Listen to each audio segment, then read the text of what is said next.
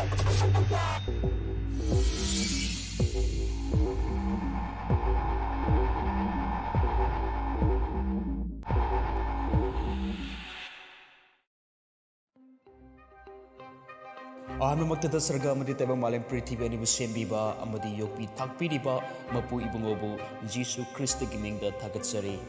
Loinena Exit Ministry na khudol tamjariba lijariba asumba sengba testimony kaya asibu yengbiriba tabiriba khwai pumnamakpu ikai khumnajari. Ngasi amuk putuna laksari Reverend Pastor Park ki testimony 1000 to 1 ani suba tangka.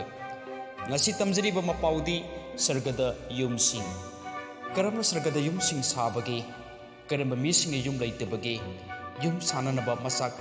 karamna tansingani loinena sargagi tongan ba akhanaba mafam ahum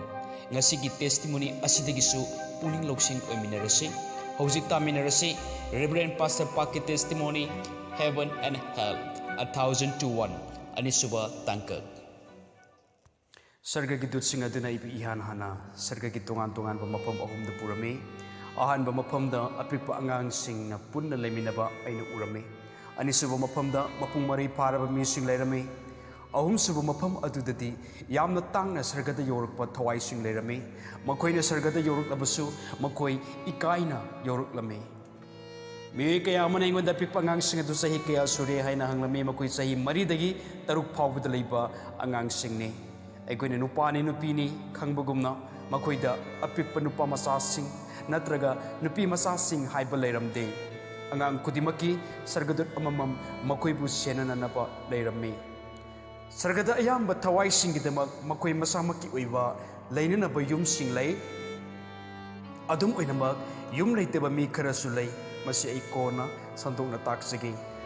masidigi thuiduk hendokna angang singidi makoigi masagi oiba leinanaba yum leite aina hanglami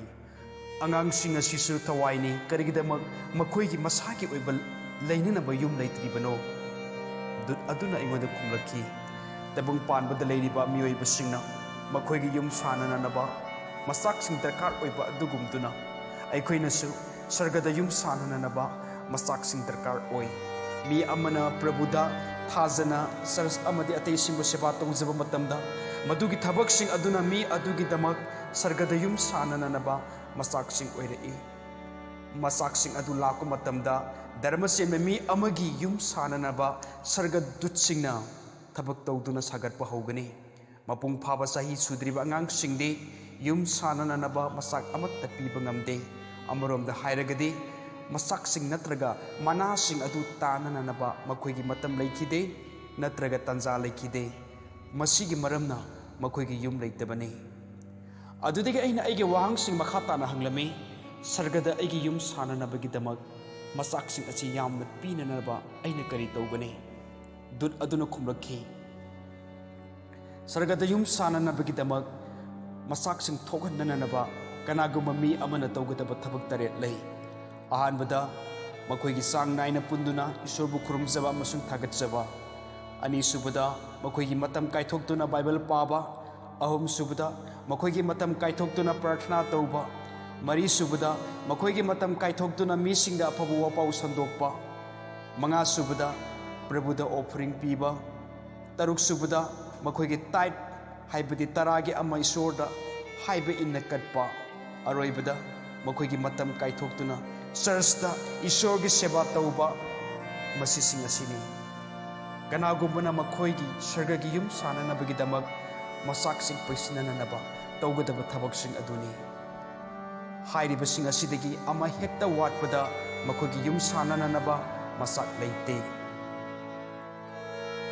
sargada yum leitaba miyoi kaya ama leirami mayum leitaba ayamba miyoi sing adudi tasengna pastor sing deacon sing nupi oiba deacon sing ahal laman sing asina sing bane aina yamna khangning hanglami adu oirabadi angang sing sidi kadai da lei sargadut sing aduna khumlaki makoi mafam asida lei aina koina yengthokkiba matamda makoi leigi lekon amada punna sanamina duna leirame lekon adu asukki matik yamna phajai amasung manam nungsiba leinam masidigi thoroklame uriba saktam adu aigi wahaina sandongna takpa ngambagi wangbada lei ꯑꯩꯅ ꯌꯦꯡꯂꯛꯄ ꯑꯅꯤꯁꯨꯕ ꯃꯐꯝ ꯑꯗꯨꯗꯤ ꯊꯥꯖꯅꯤꯡꯉꯥꯏ ꯑꯣꯏꯔꯕ ꯃꯄꯨꯡ ꯃꯔꯩ ꯐꯥꯔꯕ ꯃꯤꯁꯤꯡꯒꯤ ꯂꯩꯐꯝꯅꯤ꯫ ꯁꯥꯜꯚꯦꯁꯟ ꯑꯃꯁꯨꯡ ꯔꯤꯋꯥꯔꯗꯁ ꯍꯥꯏꯕ ꯑꯅꯤ ꯑꯁꯤꯒꯤ ꯃꯔꯛꯇ ꯈꯦꯟꯅꯕ ꯑꯃ ꯂꯩ꯫ ꯑꯩꯅ ꯎꯔꯤꯕ ꯃꯐꯝ ꯑꯁꯤꯗꯤ ꯌꯨꯝ ꯀꯌꯥ ꯑꯃ ꯂꯩꯔꯝꯃꯤ꯫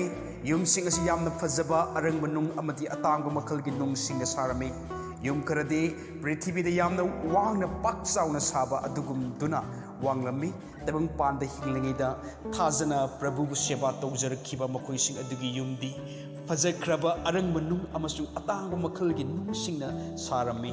ꯃꯁꯤꯒꯤ ꯑꯀꯛꯅꯕ ꯃꯐꯝ ꯑꯁꯤꯗ ꯂꯩꯔꯤꯕ ꯃꯤ ꯄꯨꯝꯅꯃꯛ ꯆꯍꯤ 10ꯗꯒꯤꯅ 30 ꯐꯥꯎꯕꯒꯤ ꯃꯅꯨꯡꯗ ꯂꯩꯕ ꯃꯤꯁꯤꯡꯅꯤ꯫ ꯃꯈꯣꯏꯗ ꯅꯨꯄꯥ ꯅꯨꯄꯤ ꯈꯥꯏꯗꯣꯛꯄ ꯂꯩꯇꯦ, ꯑꯅꯥꯕ ꯂꯩꯇꯦ, ꯑꯍꯜ ꯑꯣꯏꯁꯜꯂꯛꯄ ꯂꯩꯇꯦ, ꯅꯠꯇ꯭ꯔꯒ ꯈꯣꯡ ꯇꯦꯛꯄ ꯃꯤꯁꯤꯡ ꯂꯩꯇꯦ꯫ ꯈꯨꯗꯛꯇ ꯑꯩꯅ ꯑꯍꯟ ꯑꯃ, ꯃꯥꯒꯤ ꯃꯃꯤꯡꯗꯨ ꯏꯝ ꯃ꯭ꯌꯨꯡ ꯀꯧꯕ ꯑꯃ ꯈꯪꯂꯝꯃꯤ꯫ ꯃꯍꯥꯛ ꯃꯁꯥꯒꯤ ꯆꯍꯤ 65 ꯁꯨꯕ ꯃꯇꯝꯗ ꯇꯥꯏꯕꯪꯄꯥꯟ ꯊꯥꯗꯣꯛꯈ꯭ꯔꯦ꯫ ꯃꯍꯥꯛ ꯌꯥꯝꯅ ꯃꯔꯦꯞ ꯅꯦꯝꯕ ꯃꯤ ꯑꯣꯏꯔꯝꯃꯤ, ꯃꯗꯨꯗꯤ ꯏꯂꯤꯃꯦꯟꯇꯔꯤ ꯁ꯭ꯀꯨꯜꯗ 2nd ꯒ꯭ꯔꯦꯗꯀꯤ ꯊꯥꯛꯇ ꯂꯩꯕ ꯑꯗꯨꯒꯨꯝꯅ ꯅꯦꯝꯂꯝꯃꯤ꯫ ꯃꯍꯥꯛ ꯚꯤꯇꯥꯃꯤꯟ ꯗꯤ ꯋꯥꯠꯄꯗꯒꯤ ꯊꯣꯛꯄ ꯂꯩꯅꯥ ꯍꯥꯏꯕꯗꯤ ꯔꯤꯀꯠꯁ ꯍꯥꯏꯕ ꯑꯗꯨꯅ ꯅꯥꯔꯝꯃꯤ꯫ ꯑꯗꯨꯝ ꯑꯣꯏꯅꯃꯛ ꯃꯍꯥꯛꯅ ꯕꯥꯏꯕꯜ ꯇꯝꯂꯛꯄ ꯃꯇꯝꯗ ꯃꯍꯥꯛ PhD ꯐꯥꯎꯕ ꯂꯣꯏꯁꯤꯜꯂꯝꯃꯤ꯫ ꯃꯍꯥꯛꯅ ꯀꯃꯦꯟꯇꯔꯤꯁ ꯀꯌꯥ ꯏꯈ꯭ꯔꯦ꯫ ꯑꯩꯅ ꯃꯍꯥꯛꯄꯨ ꯁꯔꯒꯗ ꯎꯅꯔꯝꯃꯤ, ꯑꯗꯨꯒ ꯃꯐꯝ ꯑꯗꯨꯗꯗꯤ ꯃꯍꯥꯛ ꯃꯔꯦꯞ ꯋꯥꯡꯂꯝꯃꯤ ꯑꯃꯁꯨꯡ ꯁꯨꯝ ꯐꯤꯔꯥꯟ ꯆꯥꯔꯝꯃꯤ꯫ ꯃꯍꯥꯛ ꯑꯅꯥꯕ ꯂꯩꯈꯤꯗ꯭ꯔꯦ, ꯑꯗꯨꯕꯨ ꯍꯛꯆꯥꯡ ꯐꯅ ꯂꯩꯔꯝꯃꯤ꯫ ꯁꯔꯒ ꯍꯥꯏꯕ ꯑꯁꯤ ꯑꯉꯛꯄ ꯃꯐꯝꯅꯤ꯫ ꯑꯩ ꯌꯦꯡꯅꯤꯡꯕꯅ ꯊꯜꯂꯤ꯫ ꯅꯨꯡꯁꯤꯔꯕ ꯃꯤꯌꯥꯝ, ꯑꯩꯅ ꯍꯥꯏꯔꯤꯕ ꯑꯁꯤꯗ ꯊꯥꯖꯕꯤꯌꯨ꯫ ꯑꯗꯨꯗꯒꯤ ꯑꯩꯅ ꯌꯦꯡꯂꯛꯈꯤꯕ ꯑꯍꯨꯝꯁꯨꯕ ꯃꯐꯝ ꯑꯗꯨꯗꯤ ꯀꯥꯏꯕꯅ ꯊꯜꯂꯕ ꯍꯥꯏꯕꯗꯤ 1 Corinthians chapter number 3 verse number 15ꯗ ꯍꯥꯏꯕ ꯃꯩꯅꯨꯡꯗꯒꯤ ꯀꯟꯕꯤꯕꯒꯨꯝ ꯀꯟꯕꯤꯔꯛꯄ ꯃꯈꯣꯏꯁꯤꯡ ꯑꯗꯨꯒꯤ ꯂꯩꯐꯝꯅꯤ꯫ ꯃꯁꯤꯒꯤ ꯑꯀꯛꯅꯕ ꯈꯨꯜ ꯑꯁꯤꯗꯤ ꯑꯅꯤꯁꯨꯕ ꯃꯐꯝ ꯍꯥꯏꯕꯗꯤ ꯐꯖꯈ꯭ꯔꯕ ꯑꯔꯪꯕ ꯅꯨꯡ ꯑꯃꯗꯤ ꯃꯃꯜ ꯇꯥꯡꯂꯕ ꯅꯨꯡꯁꯤꯡꯅ ꯁꯥꯕ ꯌꯨꯝꯁꯤꯡ ꯂꯩꯕ ꯃꯐꯝ ꯑꯗꯨꯒꯨꯝꯕ ꯁꯔꯨꯛ ꯀꯌꯥ ꯆꯥꯎꯕ ꯍꯦꯟꯕ ꯀꯥ ꯍꯦꯟꯅ ꯆꯥꯎꯕ ꯃꯐꯝꯅꯤ꯫ ꯃꯐꯝ ꯑꯗꯨꯗ ꯁꯅꯥꯒꯤ ꯁꯒꯣꯜ ꯒꯥꯔꯤ ꯑꯃ ꯇꯣꯡꯗꯨꯅ ꯌꯥꯝꯅ ꯌꯥꯡꯅ ꯑꯩꯅ ꯊꯨꯡꯈꯤ꯫ ꯁꯔꯒꯗ ꯑꯩꯅ ꯎꯈꯤꯕ ꯑꯇꯩ ꯐꯖꯔꯕ ꯃꯐꯝꯁꯤꯡꯗꯒꯤ ꯍꯥꯏꯔꯤꯕ ꯃꯐꯝ ꯑꯁꯤ ꯌꯥꯝꯅ ꯊꯥꯞꯅ ꯂꯩ꯫ ꯑꯩꯅ ꯗꯨꯠꯁꯤꯡꯗꯨꯗ ꯍꯪꯂꯝꯃꯤ, ꯑꯩꯅ ꯑꯆꯧꯕ ꯂꯝꯍꯥꯡꯁꯤꯡ ꯑꯃꯗꯤ ꯂꯝꯄꯥꯛꯁꯤꯡ ꯎꯏ, ꯌꯨꯝ ꯑꯃ ꯐꯥꯎꯕꯗꯤ ꯎꯗꯕꯁꯤ ꯀꯔꯤꯒꯤꯅꯣ? ꯗꯨꯠ ꯑꯗꯨꯅ ꯈꯨꯝꯂꯛꯈꯤ, ꯅꯪꯅ ꯎꯔꯤꯕꯁꯤꯡ ꯑꯗꯣ ꯌꯨꯝ ꯉꯥꯛꯇꯅꯤ꯫ ꯑꯩꯅ ꯑꯆꯧꯕ ꯑꯄꯥꯛꯄ ꯅꯦꯝꯇꯛ ꯇꯧꯕ ꯌꯨꯝꯁꯤꯡ, ꯃꯗꯨꯗꯤ ꯑꯩꯅ ꯈꯟꯖꯕꯗ ꯌꯦꯟ ꯊꯝꯐꯝꯒꯨꯝꯕ ꯅꯠꯇ꯭ꯔꯒ ꯌꯥꯝꯂꯕ ꯄꯣꯠꯆꯩ ꯈꯨꯠꯁꯨ ꯈꯨꯠꯂꯥꯏ ꯊꯝꯐꯝꯒꯨꯝꯕ ꯃꯥꯟꯕ ꯌꯨꯝꯁꯤꯡ ꯎꯔꯝꯃꯤ꯫ ꯍꯥꯏꯔꯤꯕ ꯌꯨꯝꯁꯤꯡ ꯑꯁꯤ ꯃꯇꯤꯛ ꯃꯉꯥꯟ ꯌꯥꯎꯗ꯭ꯔꯦ, ꯑꯗꯨꯕꯨ ꯁꯦꯒꯥꯏꯔꯦ꯫ ꯃꯁꯤꯒꯤ ꯃꯐꯝ, ꯈꯨꯟ ꯑꯃꯗꯤ ꯌꯨꯝꯁꯤꯡ ꯑꯁꯤꯗꯤ ꯃꯩꯅꯨꯡꯗꯒꯤ ꯀꯟꯕꯤꯕꯒꯨꯝ ꯀꯟꯕꯤꯔꯛꯄ ꯍꯥꯏꯕꯗꯤ ꯏꯀꯥꯏꯅ ꯀꯟꯕꯤꯕ ꯐꯪꯂꯛꯄ ꯊꯋꯥꯏꯁꯤꯡ ꯑꯗꯨꯒꯤ ꯂꯩꯐꯝꯅꯤ꯫ ꯃꯐꯝꯗꯨꯗ ꯃꯁꯤꯡ ꯊꯤꯉꯝꯗꯅ ꯆꯥꯎꯕ, ꯌꯦꯡꯕꯗ ꯁꯦꯒꯥꯏꯔꯕ ꯌꯨꯝꯁꯤꯡ ꯂꯩꯔꯝꯃꯤ꯫ ꯍꯥꯏꯔꯤꯕ ꯈꯨꯜ ꯑꯁꯤ ꯄ꯭ꯔꯚꯨꯒꯤ ꯃꯅꯥ ꯐꯪꯈ꯭ꯔꯕ ꯊꯋꯥꯏ ꯀꯌꯥꯅ ꯂꯩꯔꯤꯕ ꯃꯐꯝ ꯑꯗꯨꯗꯒꯤ ꯁꯔꯨꯛ ꯀꯌꯥ ꯍꯦꯟꯅ ꯆꯥꯎꯏ꯫ ꯑꯗꯨꯗꯒꯤ ꯗꯨꯠ ꯑꯗꯨꯅ ꯍꯥꯏꯔꯛꯏ, ꯅꯪꯅ ꯑꯆꯧꯕ ꯌꯨꯝ ꯑꯁꯤ ꯎꯕ꯭ꯔꯥ? ꯑꯃꯅ ꯅꯪꯒꯤ ꯌꯦꯠꯇ, ꯑꯃꯅ ꯅꯪꯒꯤ ꯑꯣꯏꯗ ꯂꯩꯔꯤꯕꯁꯦ? ꯍꯣꯏ, ꯑꯩꯅ ꯃꯈꯣꯏꯕꯨ ꯎꯏ꯫ ꯗꯨꯠ ꯑꯗꯨꯅ ꯌꯨꯝ ꯑꯅꯤ ꯑꯗꯨ ꯑꯩꯉꯣꯟꯗ ꯑꯇꯝꯅꯅ ꯃꯁꯛ ꯇꯥꯛꯄꯤꯕ ꯄꯥꯝꯃꯤ ꯍꯥꯏꯔꯝꯃꯤ꯫ ꯃꯍꯥꯛꯅ ꯍꯥꯏꯔꯝꯃꯤ, ꯌꯦꯠ ꯊꯪꯕꯔꯣꯝꯗ ꯂꯩꯔꯤꯕ ꯌꯨꯝ ꯑꯁꯤ ꯄ꯭ꯔꯤꯊꯤꯕꯤꯗ ꯄꯥꯁꯇꯔ ꯑꯣꯏꯔꯛꯄꯁꯤꯡ ꯑꯗꯨꯒꯤ ꯂꯩꯐꯝꯅꯤ꯫ ꯑꯣꯏ ꯊꯪꯕ ꯌꯨꯝ ꯑꯁꯤꯅ ꯄ꯭ꯔꯤꯊꯤꯕꯤꯗ ꯆꯔꯆꯀꯤ ꯑꯍꯜ ꯂꯃꯟꯁꯤꯡ ꯑꯣꯏꯔꯛꯄ ꯃꯈꯣꯏꯁꯤꯡ ꯑꯗꯨꯒꯤ ꯂꯩꯐꯝꯅꯤ꯫ ꯑꯗꯨꯗꯒꯤ ꯑꯩꯈꯣꯏꯅ ꯌꯨꯝ ꯑꯅꯤ ꯑꯗꯨꯒꯤ ꯃꯃꯥꯡꯗ ꯌꯧꯕ ꯃꯇꯝꯗ ꯑꯩꯅ ꯈꯪꯈꯤ, ꯌꯨꯝ ꯑꯅꯤ ꯑꯗꯨ ꯑꯁꯨꯛꯀꯤ ꯃꯇꯤꯛ ꯀꯥ ꯍꯦꯟꯅ ꯆꯥꯎꯔꯝꯃꯤ꯫ ꯑꯩ ꯈꯥ ꯀꯥꯈꯠꯇꯨꯅ ꯌꯦꯡꯂꯝꯃꯤ꯫ ꯑꯩꯈꯣꯏꯅ ꯊꯣꯡ ꯑꯗꯨ ꯍꯥꯡꯗꯣꯛꯄ ꯃꯇꯝꯗ ꯑꯃꯗꯤ ꯃꯗꯨꯗ ꯆꯪꯕ ꯃꯇꯝꯗ ꯑꯩꯕꯨ ꯌꯥꯝꯅ ꯉꯛꯍꯟꯈꯤꯕ ꯑꯗꯨꯗꯤ ꯌꯦꯟꯒꯤ ꯃꯀꯣꯟ ꯑꯗꯨꯅꯤ꯫ ꯑꯗꯨꯕꯨ ꯌꯦꯟ ꯃꯀꯣꯟ ꯑꯗꯨꯗ ꯌꯦꯟ ꯂꯤꯁꯤꯡ ꯀꯌꯥ ꯂꯩꯔꯝꯕꯒꯤ ꯃꯍꯨꯠꯇ ꯊꯋꯥꯏ ꯀꯌా ꯃꯗꯨꯗ ꯂꯩꯕ ꯑꯩꯅ ꯎꯔꯝꯃꯤ꯫ ꯃꯈꯣꯏꯁꯤꯡ ꯑꯗꯨꯗ ꯑꯩꯅ ꯍꯥꯟꯅ ꯈꯪꯈ꯭ꯔꯕ ꯑꯐꯥꯎꯕ ꯄꯥꯁꯇꯔꯁꯤꯡ ꯌꯥꯎꯕꯒꯤ ꯃꯔꯝꯅ ꯗꯨꯠ ꯑꯗꯨꯅ ꯑꯩꯉꯣꯟꯗ ꯃꯈꯣꯏꯕꯨ ꯃꯨꯟꯅ ꯌꯦꯡꯅꯅꯕ ꯍꯥꯏꯔꯝꯃꯤ꯫ ꯑꯇꯝꯅꯅ ꯑꯩꯅ ꯄꯥꯁꯇꯔ ꯑꯃ ꯈꯟꯗꯣꯛꯂꯝꯃꯤ, ꯑꯗꯨꯒ ꯑꯩꯅ ꯗꯨꯠ ꯑꯗꯨꯗ ꯍꯪꯂꯝꯃꯤ, ꯑꯩꯅ ꯃꯗꯨꯒꯤ ꯀꯣꯔꯤꯌꯟ ꯄꯥꯁꯇꯔ ꯑꯗꯨ ꯈꯪꯉꯤ, ꯃꯍꯥꯛ ꯀꯌꯥꯗ ꯃꯃꯤꯡ ꯆꯠꯄ ꯄꯥꯁꯇꯔꯅꯣ, ꯑꯃꯗꯤ ꯄ꯭ꯔꯚꯨꯒꯤꯗꯃꯛ ꯃꯍꯥꯛꯅ ꯇꯧꯈꯤꯕ ꯊꯕꯛ ꯑꯗꯨ ꯑꯩꯅ ꯈꯪꯉꯤ꯫ ꯃꯍꯥꯛ ꯃꯐꯝ ꯑꯁꯤꯗ ꯂꯩꯔꯤꯕ ꯀꯔꯤꯒꯤꯅꯣ? ꯑꯩ ꯚꯥꯞ ꯇꯥꯗ꯭ꯔꯦ꯫ ꯗꯨꯠꯁꯤꯡ ꯑꯗꯨꯅ ꯈꯨꯝꯂꯛꯈꯤ, ꯃꯍꯥꯛꯅ ꯀꯩꯗꯧꯉꯩꯗꯁꯨ ꯁꯔꯒꯗ ꯃꯥꯒꯤ ꯌꯨꯝ ꯁꯥꯅꯅꯕ ꯃꯆꯥꯛ ꯑꯃꯠꯇ ꯄꯨꯊꯣꯛꯈꯤꯗꯦ꯫ ꯃꯁꯤꯅꯅꯤ ꯃꯍꯥꯛꯅ ꯃꯤꯌꯥꯝꯒꯤ ꯑꯣꯏꯕ ꯂꯩꯅꯅꯕ ꯌꯨꯝ ꯑꯁꯤꯗ ꯂꯩꯔꯤꯕꯅꯤ꯫ ꯑꯩꯅ ꯌꯥꯝꯅ ꯈꯪꯅꯤꯡꯅ ꯍꯪꯂꯝꯃꯤ, ꯃꯁꯤꯕꯨ ꯀꯔꯝꯅ ꯊꯣꯛꯈꯤꯕꯒꯦ? ꯀꯔꯤꯒꯤꯗꯃꯛ ꯃꯍꯥꯛꯅ ꯃꯆꯥꯛ ꯑꯃ ꯐꯥꯎꯕ ꯐꯪꯕ ꯉꯝꯈꯤꯗ꯭ꯔꯤꯕꯅꯣ? ꯗꯨꯠ ꯑꯗꯨꯅ ꯈꯨꯝꯂꯛꯈꯤ, mahangna pastor ama oina